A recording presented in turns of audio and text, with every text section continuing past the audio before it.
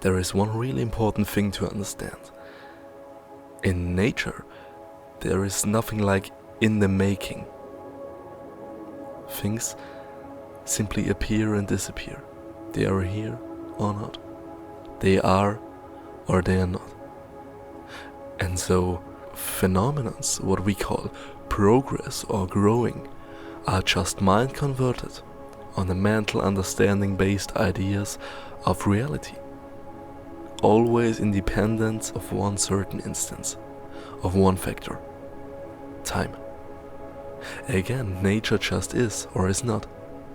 Only when a consciousness is able to get an idea of the thing we call time, then it suddenly can see structures, what we call growing or getting bigger, melting away whatsoever.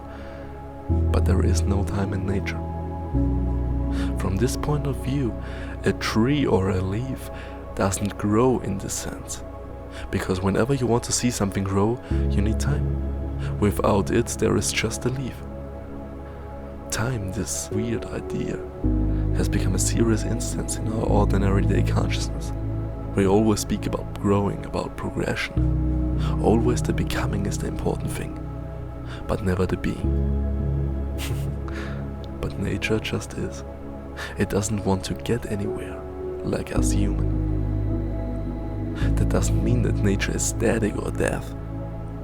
In fact, nature is life. The whole cosmos in which we are living is this one big, everlasting thing, which most of us have called God, and fulfills our hearts with unconditional, endless love. Since the beginning of humanity, it's the root to ourselves. Nature is the world of forms, the whole universe in its total entireness. It is God, only one side of his face. The real world, physical reality, like we call it, in relationship with the holy essence.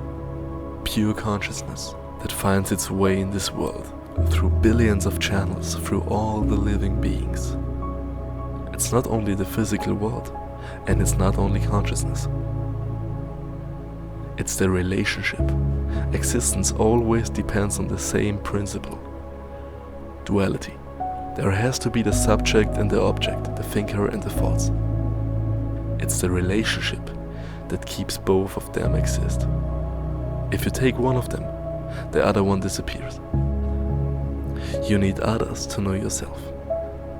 And so it is said that in the same way, God needs us to know himself or herself. Because God is all what you can imagine and all what you can't. God is all, and so God is one, has always been, will ever be.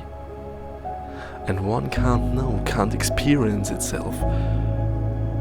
And so God divides herself.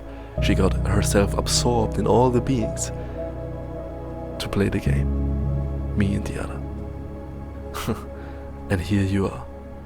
And the thing you call your life is exactly that relationship between the self and the not self. Me and the other, not me. It is God, dreaming. Dreaming the world you're in, and dreaming you. Think about it, who is listening this now? Who is here? It's you. Of course, it's you. You have always been you, and you will always be. Your body changes, your life changes, the world around you changes, like it always does. But if you're totally honest to yourself, you have never changed. The feeling when you say I, myself, deep within you, has never changed. You know that, deep within you. You have always been you, since you were born, until you will die. And after that? Is it that you're dead, never going back, no one ever cares of you again? Dying, lonely and forever? Or is it just God, waking up? Or is it just you? Not the person that you are now, not the human being called Bernd Reuter or whatsoever. The feeling, when you say I, deep within you.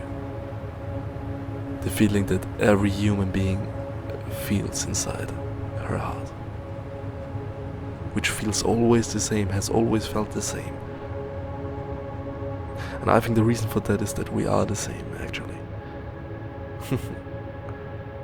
Sounds crazy. 2000 years before I would get killed for these words, but yeah, I think I know it. We are God. Every one of us.